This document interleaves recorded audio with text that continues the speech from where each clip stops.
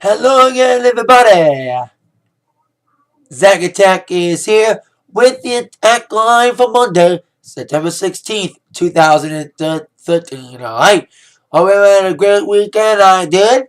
4 gigs over the weekend. Zach Attack Fever. Booking up the gigs. Kicking butt with them. My weekend of gigs, 4 gigs, kicked off on Friday the 13th with a wedding for this couple named Dave and Sandy, who I met at a 4th of July party a couple years back for this girl named Tara. Like, she was there, and it's my aunt's friends. And I've had a party for this Tara girl for 3 years, and Dave and Sandy saw me at Tara's party and wanted me to do their wedding. I think we booked this wedding way in advance. Because weddings, we always book in advance. You know, they always book the day like a year early. I remember the last wedding we did in August for my cousin Matt, who got married to his longtime sweetheart Natalie. They got married last month, but the wedding was made like in December of last year, or whatever month it was. So we've had a lot of gigs booked early, really early. Weddings are always the earliest because you got to schedule it. This wedding, it took a while to get going. It was an untraditional wedding. It was semi-formal. We had introductions, and the bridal dance, the father-daughter dance, and some of the traditional wedding things. But there was no golden toss and no bouquet toss. Because of that, it took a long time to get going because we had no other distractions to keep them going. So it had to take a lot of alcohol. I mean, it took a few hours to get going. Like for the first few hours, the line dances got them going, the slow dances. But I couldn't keep them on the floor. I got the slow songs and the line dances to get them on the floor. I couldn't sustain them for a certain amount of songs after that initial getting on the floor. And there was like a mixed crowd. So you had rock involved.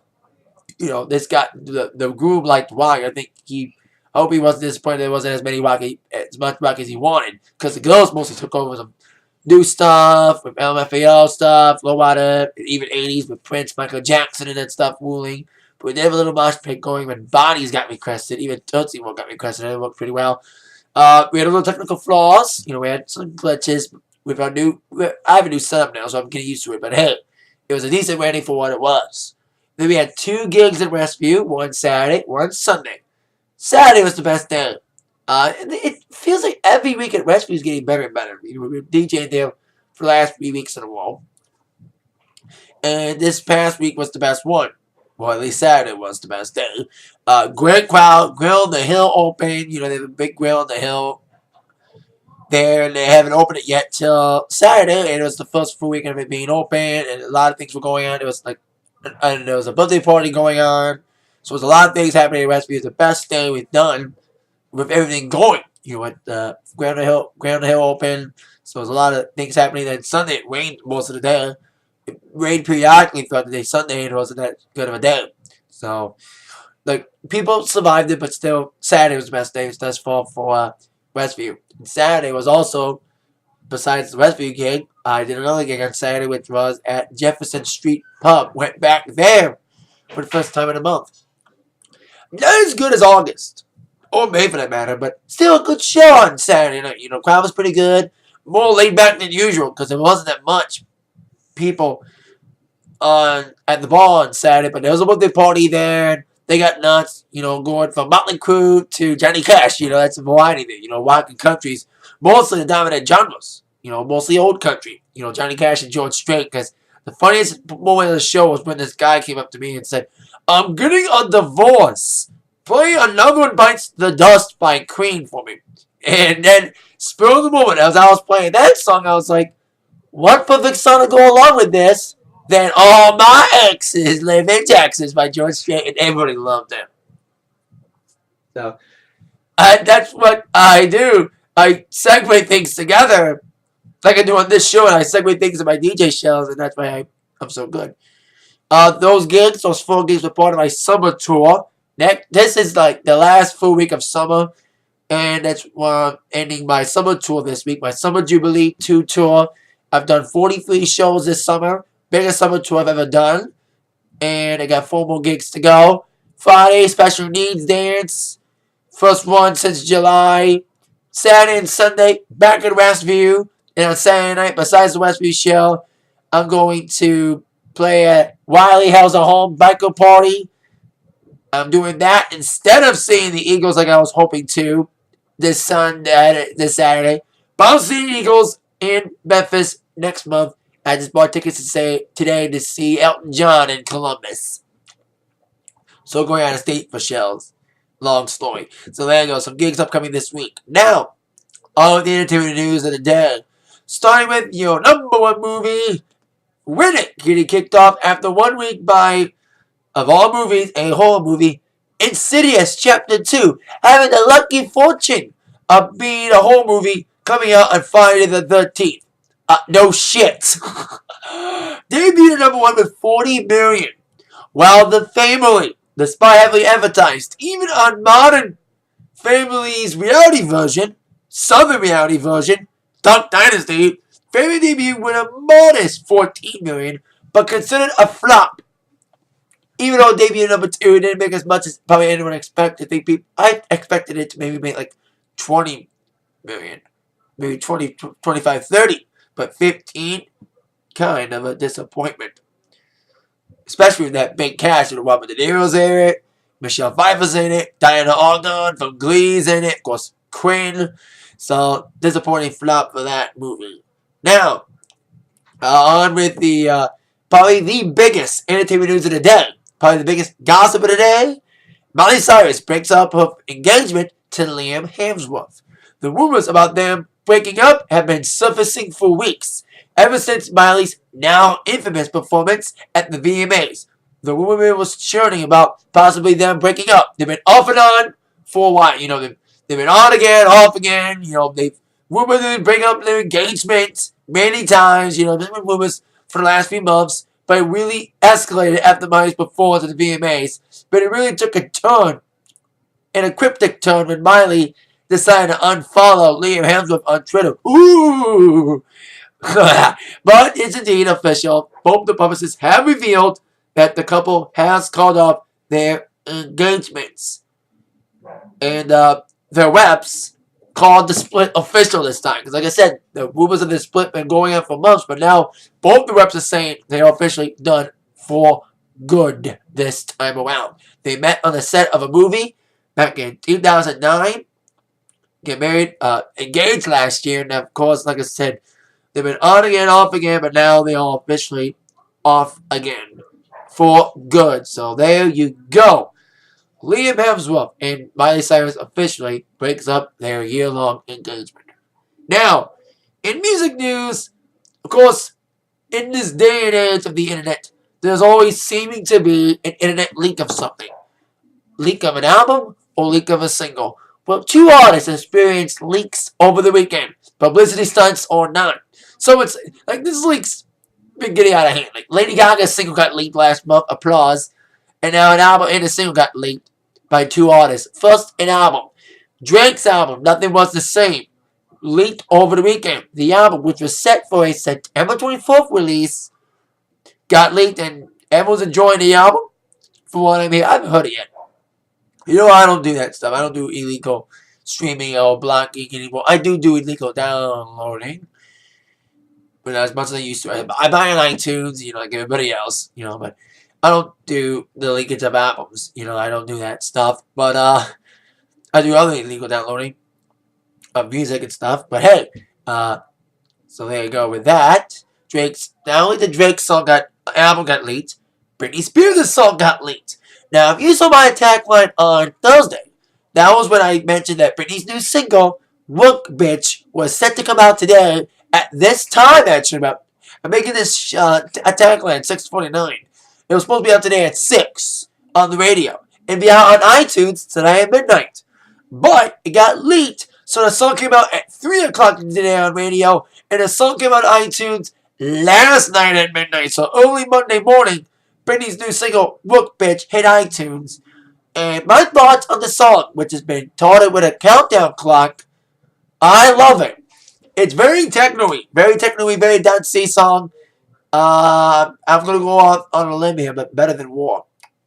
I say that because I'm a disc jockey. I like playing fast, dancey songs. I have played War, and War's got an okay reception. It's a sing-along song, but I like dancey songs. In this song, Rook Bitch has something War lacks, a dance beat. And I'm a huge Britney fan, so I love this song, baby. I think she's auto-tuned, though. She's been in love with auto-tune the last 2 albums. Especially with will.i.am producing it. He's executive producing it. So no shit that Britney's new song would involve the word bitch. Because, of course, Scream and Shout had, of course, the sample of Britney Bitch from Give Me More. So it makes sense that the word bitch is involved in his song. Executive produced by will.i.am. And he kind of co-wrote it, too. With Britney and all them. So there you go. An album leak from Drake. And the album is still set for release next week. But Britney's song got released early because it leaked, called Rook Bitch, from a yet to be announced, titled New Album, 7th album. So there you go. Now, on with the sports news. Starting with NFL news. Kind of a boring Thursday night game. It was a bad score. The Jets and the Pats. Pats got the victory, luckily, 13-10. Great pass by Brady, though. I think it was like the first quarter, the opening drive was like great pass from Brady in the first quarter. But then the game lagged from there. It wasn't exciting. Thursday night games are tending not to be exciting because they're on every week now. So, but on Sunday, my Bears are now 2-0. Yay, Bears! With a great last-second pass in the fourth quarter. A very tight game against the Bears and the Vikings. Ending with a 30-31 victory for the Bears. I didn't get to see the game because I was at Westview, but there was Wi-Fi there, so I got to listen to the game on a radio app. So, but the Bears won, but once again the Lions got the first loss of the season. I said it last week when the Lions won their game against the Vikings last week, who are now 0-2 Vikings are, that the Lions' undefeated streak wasn't going to last long. Boy, oh boy, it took a week for the Lions to lose. To the Arizona Cardinals of all teams. That's embarrassing to lose to the Cardinals. I know Cardinals make a Super Bowl, but come on. You know, they're not that good anymore, especially since Kurt Warner left. But anyway, besides the Lions losing, of course the biggest thing was the Manning Bowl. Giants and the Broncos. Broncos destroyed New York Giants. Now, New York's 0-2. Yay! I love it. I hate Eli. I like Peyton. So, the Broncos are 2-0 after a 41-23 victory over the Giants. Like I said, Giants are now 0-2. With my mom's favorite team, the Packers, came back strong with a huge blowout of the, kind of a blowout on the Redskins, 38-20 yesterday. So, there you go with the score, but the 49ers, after ridding to Packers last week, this week they got their asses handed to them, 29-3 against Seattle, with Russell Wilson being the quarterback. Wow, what a blowout there. So that's the NFL Week 2 thoughts and results. Now, on with my Raw preview for tonight. Huge Raw. I expect an intense Raw tonight, stemming from last night's Night of Champions. And if you saw my review last night, or you saw the pay-per-view last night, you know it's going to be very intriguing. Raw this evening from Cleveland, Ohio. I can only think of top 3 questions that must be answered tonight. Before I do, I forgot to mention some things in my review which I had noted. That there were some poll results. Sting and Hulk Hogan winning the polls as the best U.S. champ and WWE champ? Bullshit. The TNA guys, it's like, what the fuck, you know? And Sting was never in WWE, although they do count him as a U.S. champ because it was a WCW belt, as well as a WWE belt. So there you go.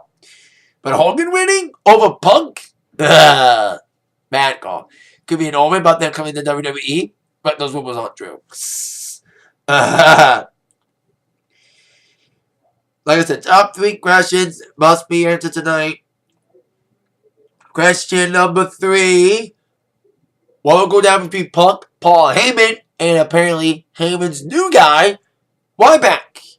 Now, CM Punk got his hands on Heyman last night, as been expected during the Elimination Handicap match, which Heyman tried his best to get out of, especially the last straw being the addition of the no disqualification rule during last night's pregame. Punk easily eliminated Axel despite having to work hard to get him to be eliminated with the Anaconda Vice. But as Punk got to nail Heyman and kind of got Heyman back by having turnarounds fair play by handcuffing Heyman and nailing with a candlestick like Heyman did to him, here comes Ryback all of a sudden. Ryback coming out of nowhere, spine busting Punk through hell on the table, then pulling Heyman on top of Punk for the victory. Was this planned all along? Did Paul Heyman hire Ryback as a security, as a insurance policy? Was he so scared he needed this insurance policy? We'll find out more about this whole Ryback-Heyman relationship. And like I said in my review last night, if you missed it, how ironic is it that this point last year, when Paul Heyman first came in as Punk's confidant, they were feuding against Ryback. How weird is it that 1 year later, Paul Heyman's apparently with Ryback, possibly in a feud with Punk again? Wow, if Punk feuds with Ryback again, I'll be fucking pissed. Question number 2. Will any matches be made for Battleground? Would it be a War Games type match? I would love to see a War Games type match in WWE. I would love to see that match. But no, WWE, they never will. They did rip off one WCW name, the Great American Bash, but never Halloween Havoc, Bash in the Beach, etc., etc. So I would love to see a War Games, but I don't know what's going to be. But I know one match will possibly be made for Battleground tonight. That leads to question number 1. Will Daniel Bryan be stripped of the WWE Championship tonight? Or will he defend the title tonight against Orton again or at Battleground? Now, Daniel Bryan happily, yes, won the WWE Championship in an okay, decent matchup against Randy Orton last night. But the way he won it will be debated tonight. It was a referee's fast count. Scott Armstrong, who was taken down in the beginning of the match, came back up after a second referee came. So the first referee refereed the match with no interference, a ruling by Triple H, and I'm glad that there was no exceptions to no interference. So D-Bryan won and happily celebrated, and I was fearing that after he won with the fast count, I had a fear that Triple H was going to come out and spoil Daniel Bryan's win again by restarting the match. But thankfully the match didn't get restarted.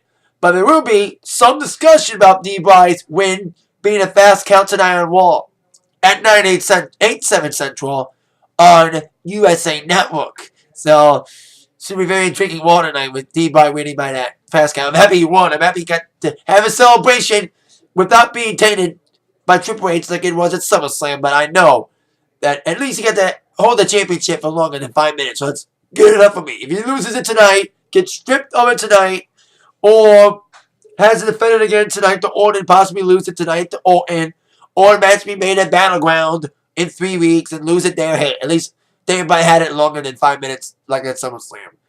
That is it for my attack line for today. I'll see you all later tonight for my Raw review. With that in mind, you've all been attacked by the news. Bob, Zach, thank you all very much for watching. Yes.